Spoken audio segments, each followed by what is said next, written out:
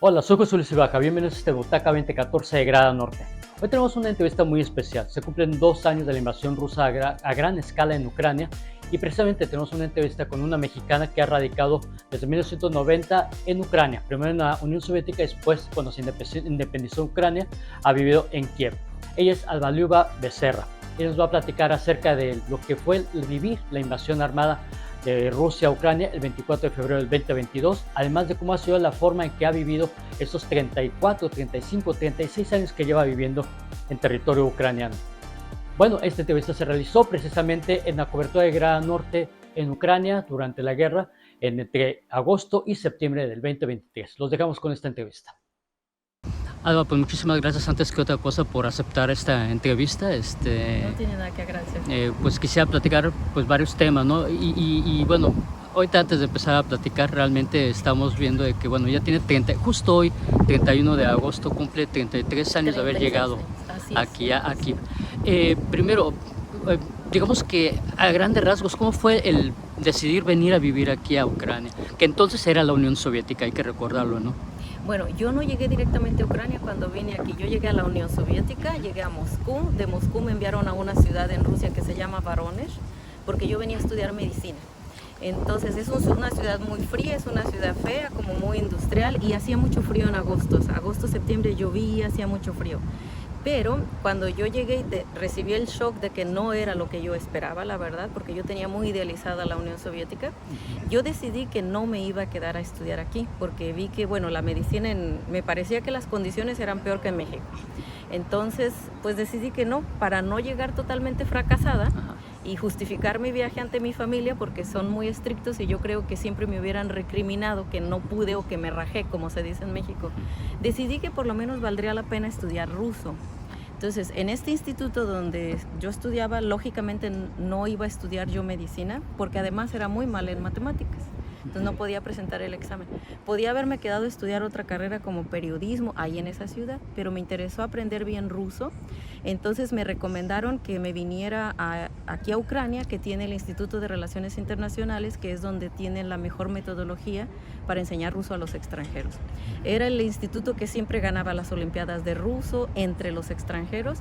Y sí, la verdad yo creo que es otro nivel el que yo aprendí. Yo estudié los 7 años que estuve estudiando, 7 años estuve estudiando ruso. Tengo incluso diploma para dar clases de ruso como idioma facultativo. Y sí, yo creo que el nivel de ruso que aprendí fue muy, muy bueno porque nos preparaban de una manera diferente. Yo llegué directamente a Kiev en octubre. Del 90. Del 90. Entonces, cuando yo iba pasando por el tren, iba llegando desde el puente que une con la ciudad, y yo vi las cúpulas doradas, el oro del otoño. O sea, la verdad que vi la ciudad más hermosa que yo había conocido en mi vida, y la verdad es que pensé, yo aquí quiero quedarme. El clima era mucho más amigable, era comparado con el clima de Voronezh. Aquí estaban en la gloria, hacía solecito, era calientito, la gente era mucho más abierta, mucho más amable, y cuando conocí el instituto donde me podía haber quedado a estudiar, pues me gustó todo, y el decano de la facultad además hablaba español.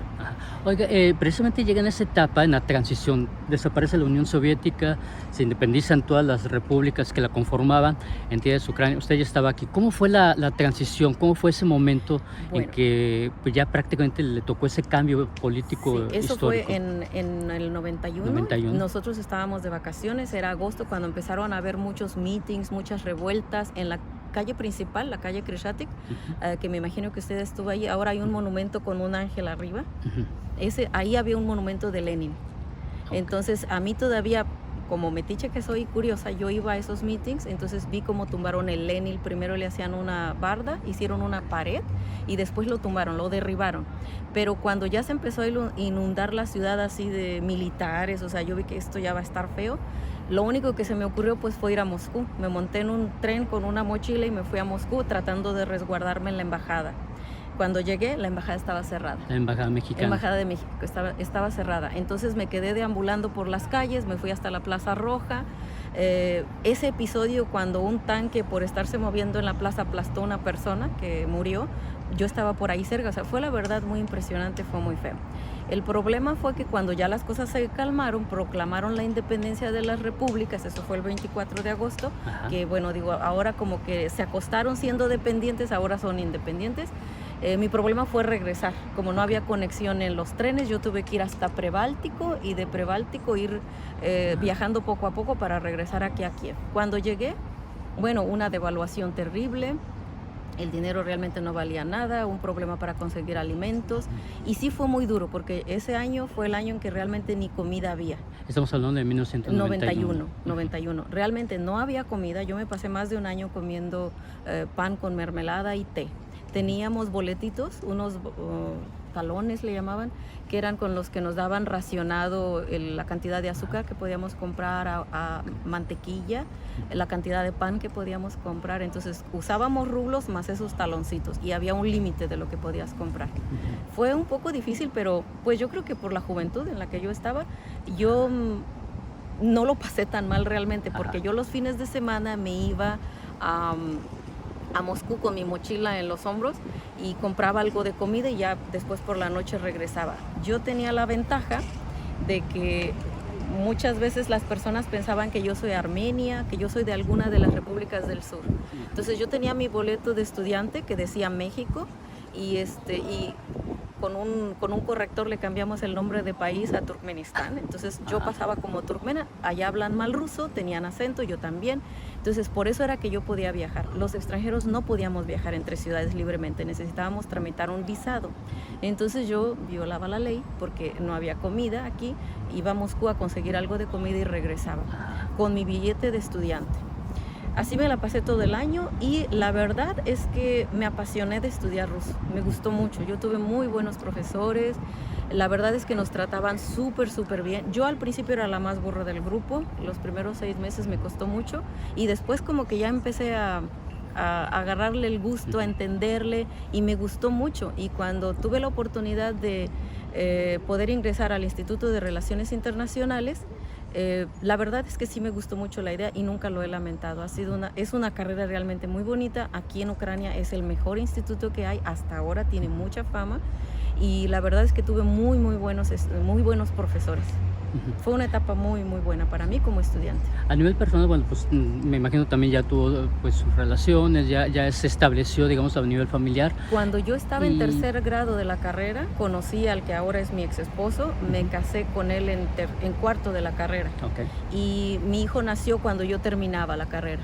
Al mismo tiempo recibí el diploma y mi hijo nació.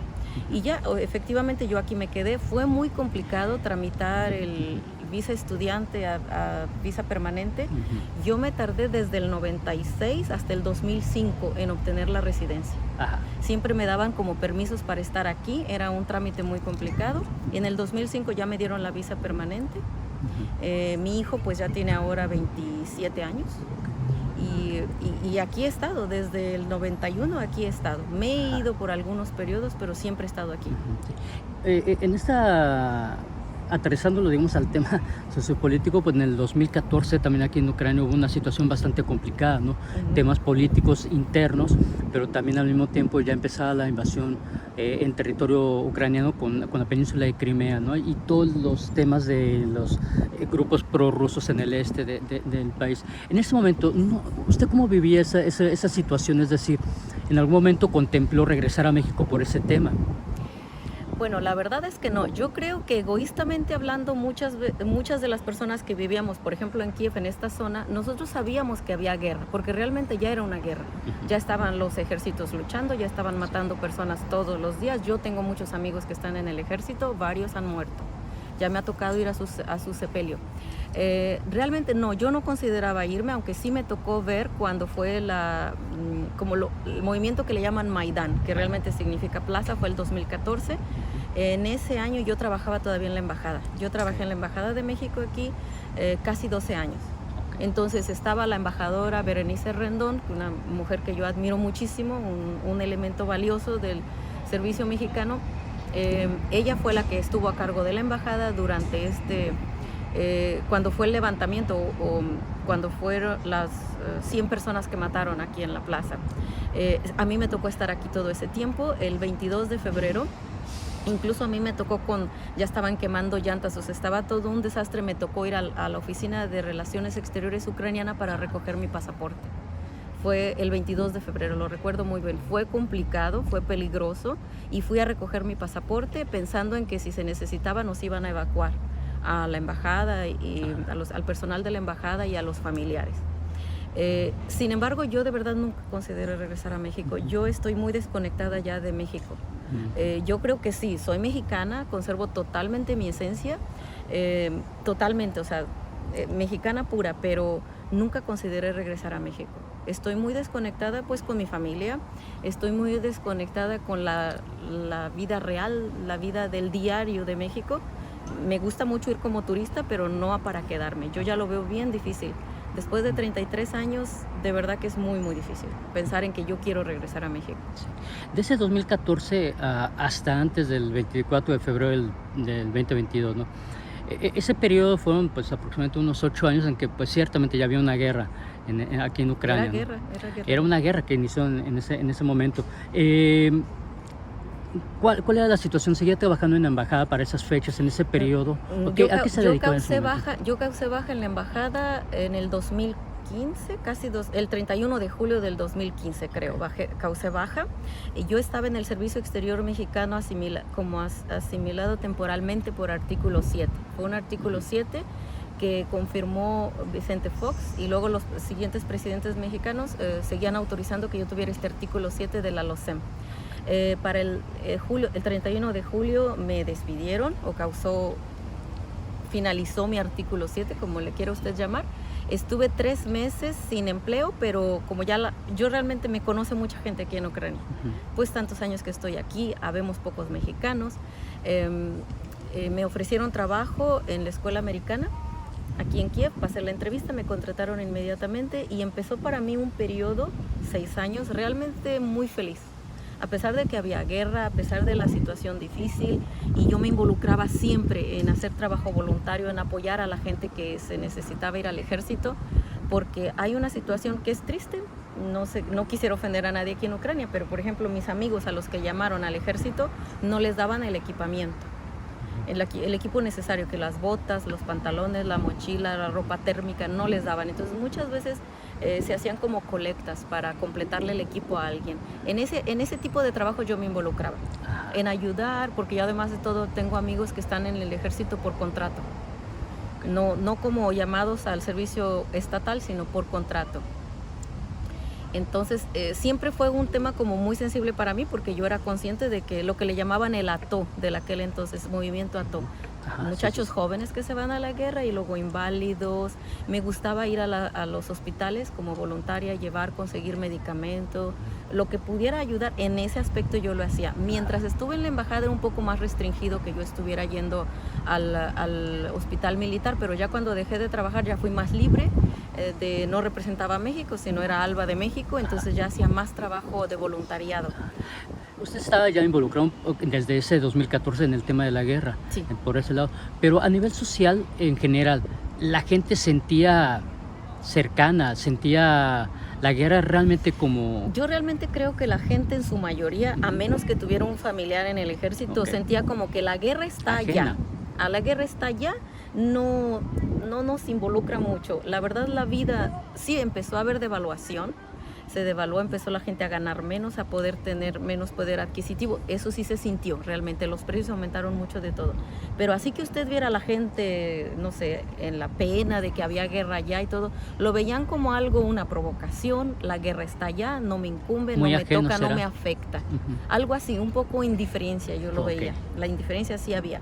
Y como yo vivo aquí en Kiev, mucha gente en aquel entonces, todos eran ruso parlantes. Entonces cuando se decía de que están ayudando a la gente que habla ruso porque tiene maltrato, porque es oprimido, la verdad es que nos quedábamos, pues, ¿de dónde? O sea, ¿dónde sucede esto? Yo hablo ruso solamente, mi ex esposo es ruso. Mi hijo habla ruso, estudió la escuela en ruso, entonces somos rusoparlantes en la familia. La verdad es que nunca tuvimos problemas por hablar ruso, nunca. Oiga, ya cuando a finales del 2021 ya se estaba rumorando, ya habían, digamos que señales que Rusia podía invadir Ucrania a finales del 2021, ¿no? ¿Realmente veían cercana esa invasión a gran escala que finalmente llegó el 24 de febrero del 2022? Sí,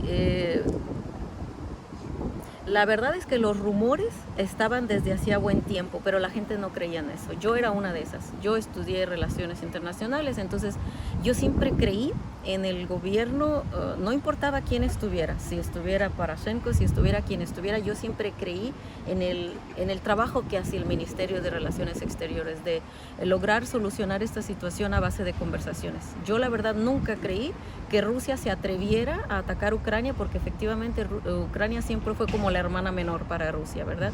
Siempre querían tener su influencia, siempre querían tener su presidente títere, siempre querían ser los que dictaran la tendencia que tenía la política de este país. Eso es un hecho.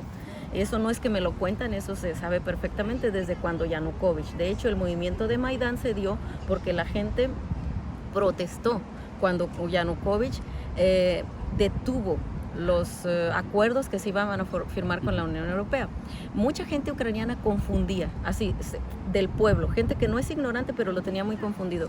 Ellos creían que lo que Yanukovych no quería firmar o había detenido de firmar los pactos de colaboración era para que Ucrania entrara en la Unión Europea.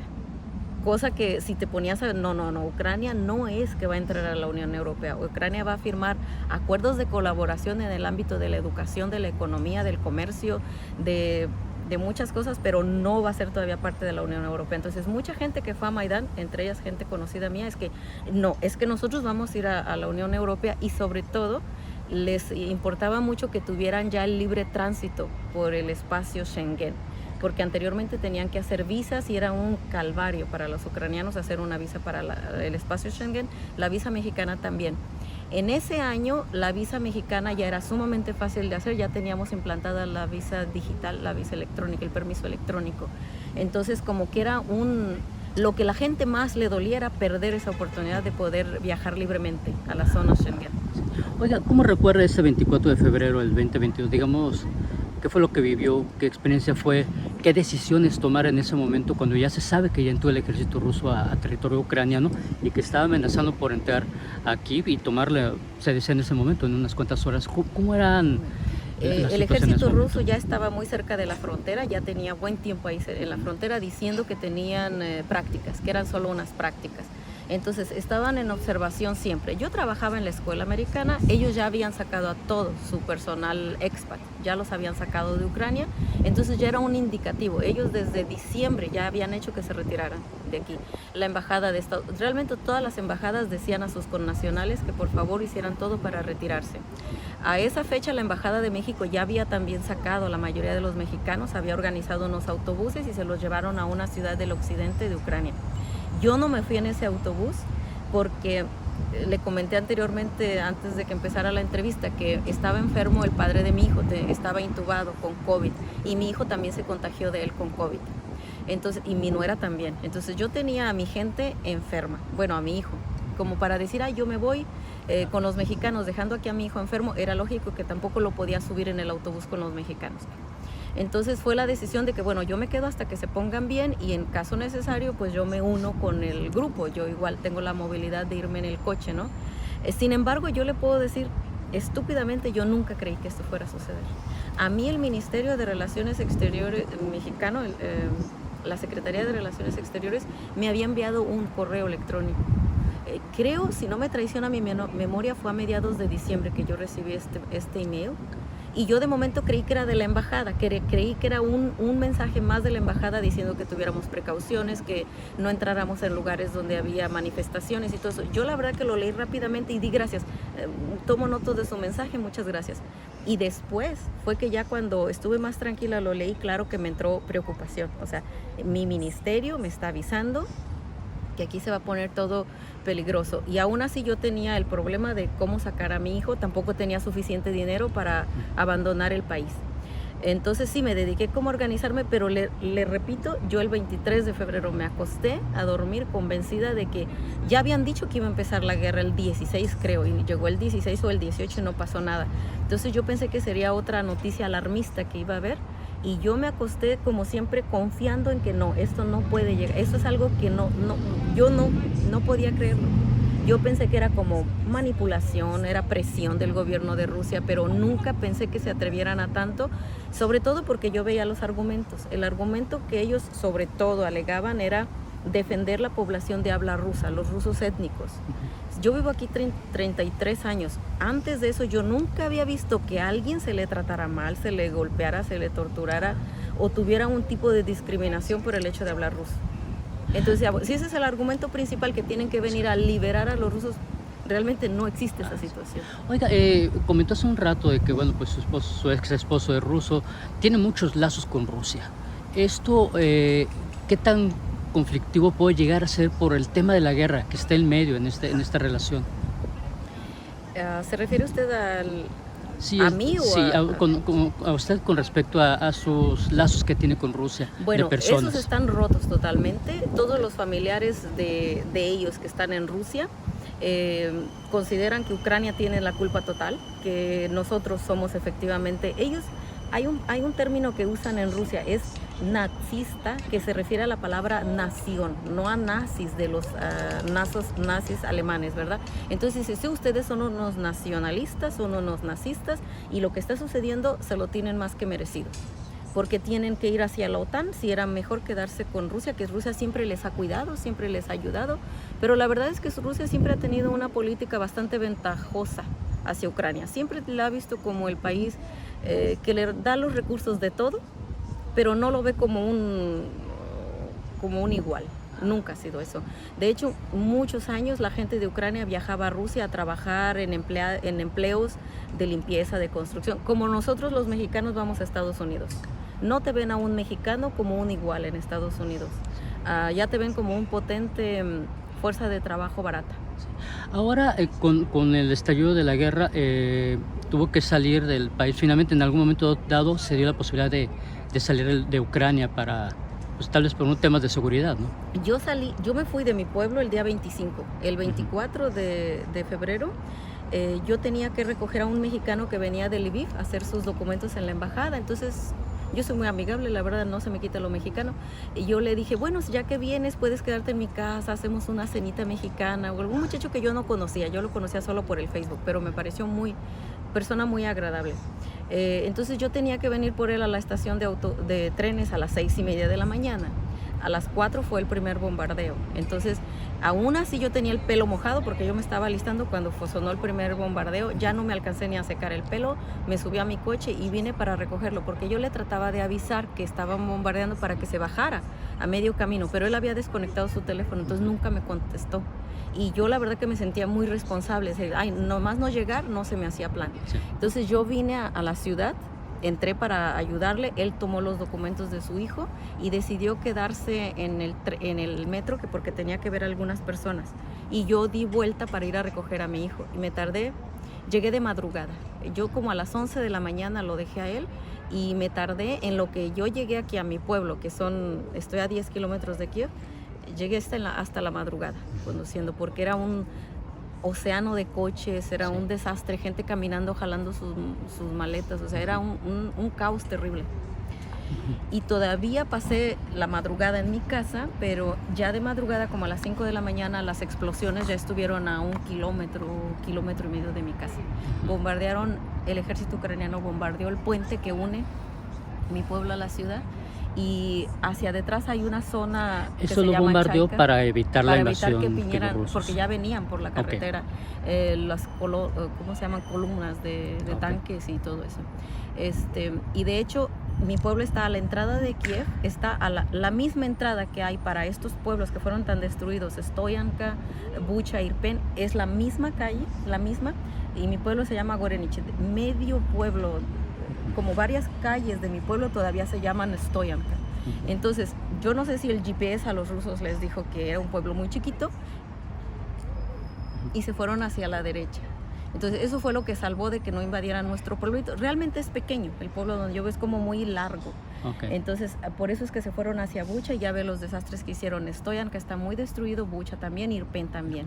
Pero estamos en la misma línea. Yo estoy en la misma línea, mi pueblo. Y yo me fui el 25 como a las 11 de la mañana. Ya cuando vi el incendio, yo tengo fotos así de mi casa con el incendio, porque hay una microrregión, un barrio que se llama Chaica, también lo incendiaron mucho. Todo el crucero de mi pueblo lo explotaron. Una gasolinera explotó, está a 2 kilómetros de mi casa. La explosión de una gasolinera se le puede usted imaginar, ¿no? Aparte la explosión del puente, quemaron unas bodegas, o sea, estuvo muy, muy feo. Y ya ahí decidí que teníamos que movernos. Yo le había consultado a la embajadora de México el día 24 qué hacer. Y bueno, ellos ya no podían conseguir el siguiente autobús para sacar a los otros mexicanos. Se complicó todo. Y por eso decidí que yo me iba a ir en mi coche. Yo saqué a mi hijo, a mi nuera, 6 gatos y un peruano, y de camino me enjaretaron un mexicano. Porque iba otras familias de mexicanos iban, entonces nos fuimos juntos en caravana. Y fue sumamente difícil, la verdad, viajar en caravana a ritmos de otras personas es muy, muy feo. Hubo varios lugares donde nosotros apenas íbamos pasando y empezaban a bombardear. Entonces, sí fue mucho estrés. Fue una semana de viaje hasta alcanzar la frontera con Rumanía. No era la frontera más cercana y no era tampoco la más libre para transitar. Había otras más convenientes, pero como el avión de la Armada Mexicana iba a llegar a Bucarest, entonces por eso teníamos que seguir esa ruta. Y bueno, gracias a Dios, después de 8 días pasamos. Teníamos la preocupación si iban a dejar salir a mi hijo, ¿no? Porque mi hijo pues es ciudadano ucraniano, también es ciudadano mexicano, pero la Constitución de Ucrania no permite tener doble nacionalidad. Y es más importante la ciudadanía que recibió primero. Lógicamente recibió por nacimiento la ucraniana. No nos aceptaron ni su pasaporte mexicano, que nosotros lo teníamos en blanco, lo habíamos recibido por valija diplomática, no les importó. Entonces ellos pidieron su billete militar. Él está dado de baja del servicio militar porque él tiene como necesidades especiales, porque él no ve. Le han hecho 2 operaciones en los ojos y él ve muy poquito. Un ojo ve muy poquito, el otro prácticamente no ve porque tiene desprendimiento de retina.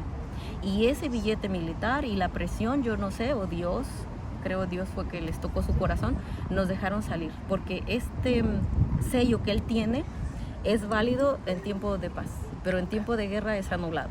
Entonces nosotros pudimos salir, pero si por ejemplo él regresa, él ya no puede salir en caso necesario. Él deberá de estar como una reserva. Lógicamente no lo van a mandar a luchar porque pues no ve realmente, ¿verdad? Pero sí podrían pedirle que haga un trabajo administrativo, de organizaciones. Ahí en Bucarest, ¿cuánto tiempo estuvieron? ¿Tenían planes de regreso? O sea, ¿era para abordar el avión? O sea, pero si ustedes tenían intenciones de regresar a México. No, la verdad, yo creo que fue una mala decisión que nos fuéramos a México, ahora que pasó el tiempo, pero en aquel entonces yo creo que también es entendible el pánico que teníamos. Para mí en ese momento lo único que importaba era poner a salvo a mis muchachos. Definitivamente hubiera sido mejor, el hubiera no existe, ¿verdad? Pero ahora yo lo veo que para nosotros hubiera sido mejor quedarnos cerca de Europa, en algún país de Europa. Lógicamente que en esa semana no había como el estatus de refugiado o de protección temporal, o si lo había yo no lo conozco porque yo 8 días fui conduciendo. Entonces no veíamos ese tipo de noticias. Nosotros vimos como la salvación ir a México. Yo la verdad estoy sumamente agradecida con el gobierno mexicano, lo que fue la Armada Mexicana fue lo más maravilloso que nos pudo haber pasado en aquel entonces fue ellos. El profundo agradecimiento siempre lo voy a tener, pero sí, personalmente creo que fue una mala decisión, porque yo estoy sumamente desconectada de México. Yo no tengo una casa, yo no tengo trabajo, yo no tengo nada, o sea, nada. Documentos mexicanos incluso no tenía ni la... ¿IFE se llama? Sí, el IFE, mi hijo tampoco, lógicamente nuestra vida es aquí. Entonces cuando yo llegué a México yo me enfrenté con muchos problemas que son realmente tontos, pero que son problemas que no me permitían vivir normalmente. Primero yo estaba trabajando en línea, entonces tenía que trabajar toda la noche. El pueblo donde yo estaba, el internet es fatal. Entonces batallaba muchísimo. Yo me iba al pueblo más grande, el internet realmente es de muy mala calidad. Yo no sé si en todo México es el mismo problema, pero ahí era terrible. Entonces era muy difícil. Trabajaba yo toda la noche, terminaba ya por la mañana. Los mexicanos somos muy ruidosos. Bueno, son ustedes muy ruidosos. Y yo estoy acostumbrada a vivir ya donde está muy calladito. Mi pueblo es sumamente tranquilo. ¿En qué momento deciden regresar o cómo se dan las condiciones para poder regresar a Ucrania? Después de todas las dificultades que tuvimos en México, y en mi pueblo había mucha gente que son prorrusos.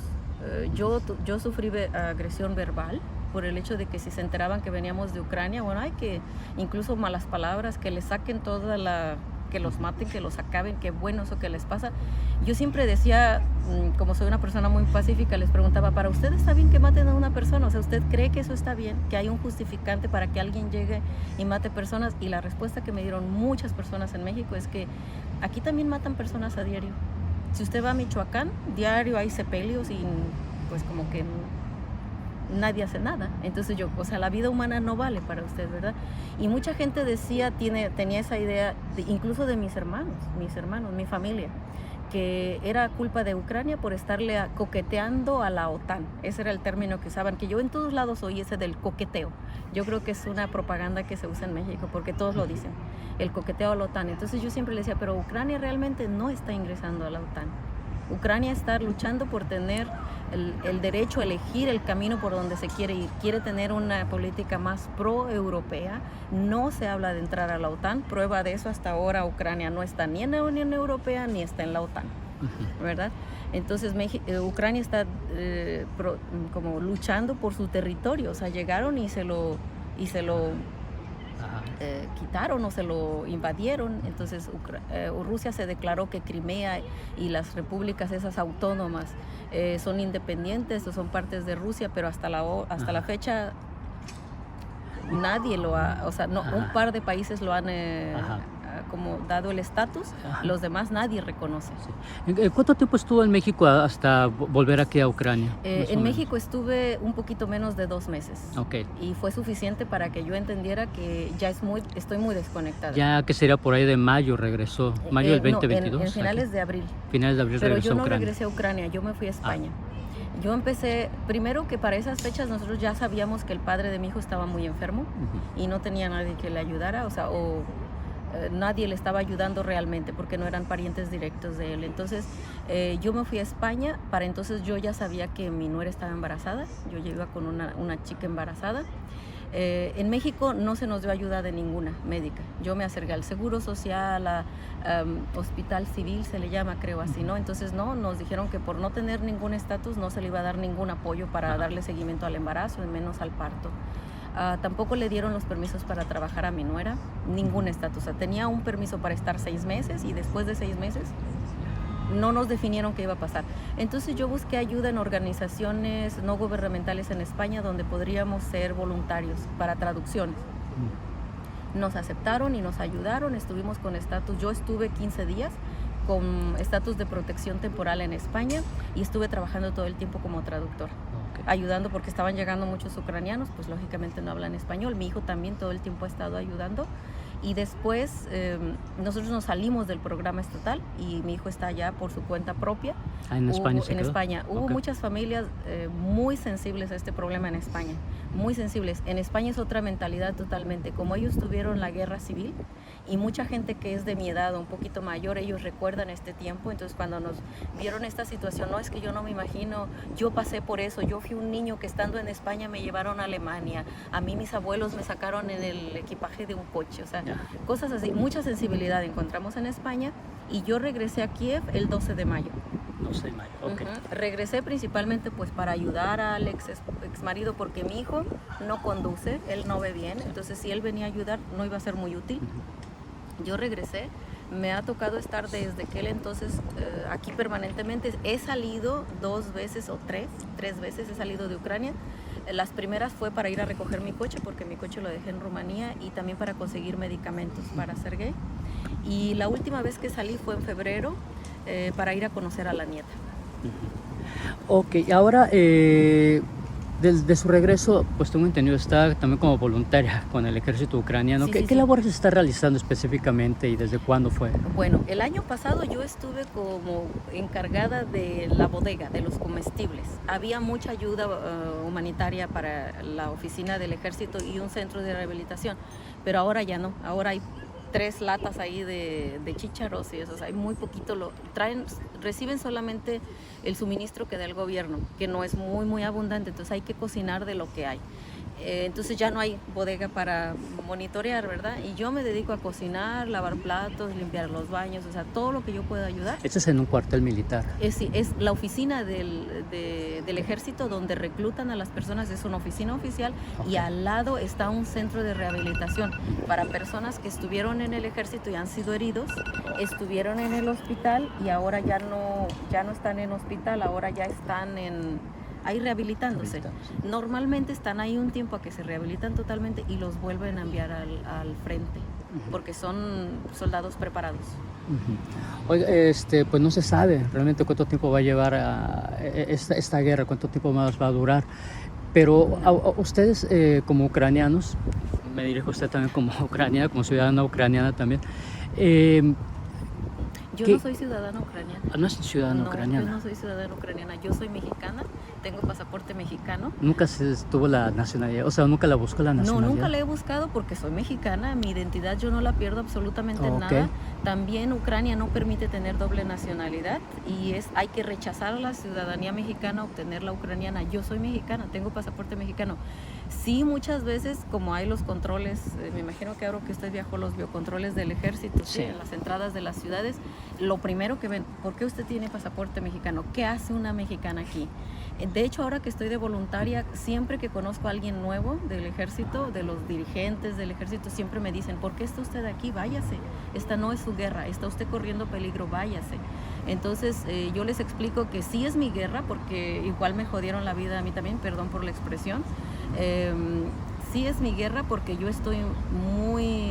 le debo mucho a Ucrania, yo le debo mi educación, yo le debo mi familia, aunque bueno, ahora soy divorciada, y yo le debo lo que he progresado en este país, yo le debo la mentalidad abierta que tengo en muchos aspectos, que es lo que me hace diferente ahora de un mexicano promedio en México. Creo que es la mentalidad lo que me hace un poco ya diferente. Entonces sí es mi lucha también, porque yo quiero que algún día mi hijo revuelva aquí, que mi nieta sea ucraniana y que pueda vivir aquí. Sí es mi lucha. ¿Qué tan preparados están para encarar esta guerra, lo mucho o lo poco que dura? ¿Se refiere usted a nivel de la gente? En general, mentalidad, ejército, gente. Bueno, la mayoría de los ucranianos, la gran mayoría, dicen que quieren la victoria, que van a aguantar, que van a estar aguantando todas las incomodidades que esto vea con tal de tener la victoria. Muchos dicen creo en la victoria, pero por ejemplo personas que yo conozco del ejército, ellos y gente que está más así, como conoce más, que para mí es un poquito más autoridad, ellos me dicen victoria no va a haber, va a haber negociaciones. Esta guerra se va a concluir con las negociaciones a las que llegue el gobierno. Es lo que opinan mucha gente que yo conozco. Otra gente que es como más simple, que puede sepa menos de política, o sea, más idealista, dice no, va a haber victoria. Yo también creo en la victoria. Yo también creo que Ucrania va a salir de esto por la resistencia que está poniendo la gente. A nivel de gente sencilla, sí, mucha gente se ha ido. Eso también es una tragedia para el país. ¿Cuántos millones de personas se han ido? Se han ido mujeres jóvenes, mujeres en edad reproductiva, se han llevado a los niños. Muchas mujeres ya en este tiempo han hecho su vida en otro país. Muchos hombres que se quedaron aquí también ya tienen su nueva pareja, por decir. Entonces es una tragedia para la sociedad que se desintegren las familias, ¿verdad?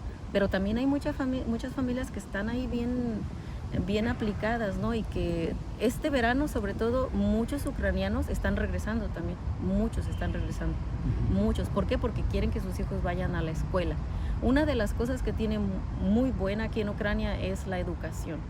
Entonces, muchos que han ido a estudiar a Europa, que están estudiando que en la escuela ven que es que esto yo lo aprendí en primaria y acá estoy en secundaria y apenas lo estoy aprendiendo. El nivel de programa educativo que tienen en Europa, la misma gente encuentra que es mejor aquí. Entonces están regresando por volver a la escuela, porque también vivir en Europa es caro. Muchos no se han integrado, muchos no han podido aprender el idioma. A pesar de que Europa ha dado realmente, tendido la mano, mucha gente no se adapta. Entonces están regresando. Y este verano, el día primero, es mañana, el día 1 de septiembre, muchos de mis amigos han regresado y sus niños van a ir a la escuela mañana. Te agradezco mucho esta entrevista y por compartir estas experiencias. No tiene nada que ver.